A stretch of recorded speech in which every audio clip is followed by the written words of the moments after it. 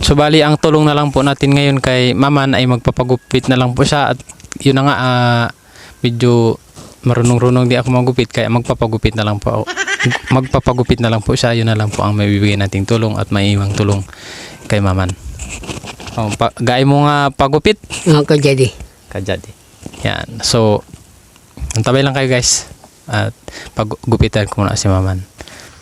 Habang ginugupitan ko si Maman Boy, ay naikwento niya sa akin na minsan daw dumarating sa punto na gumagapang na lang siya dahil sa gutom. Taon mo nagpagupit? Dinadaan-daanan lang siya ng mga pagkain, subalit hindi siya tinutulungan. Napakahirap ng sitwasyon ni Maman Boy, at nakita kong habang kinikwento niya ito ay nakangiti pa rin. Pero sa loob-loob niya, alam ko kung gaano kasakit ang kanyang pinagdaanan.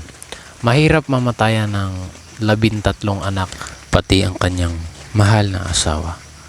Bagaman hindi man ito magkakasunod, ngunit sa puso niya ay para itong dinudurog.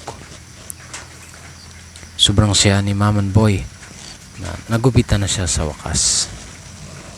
Sa loob ng 2 taon ay naranasan niya ang ganitong pagpapala.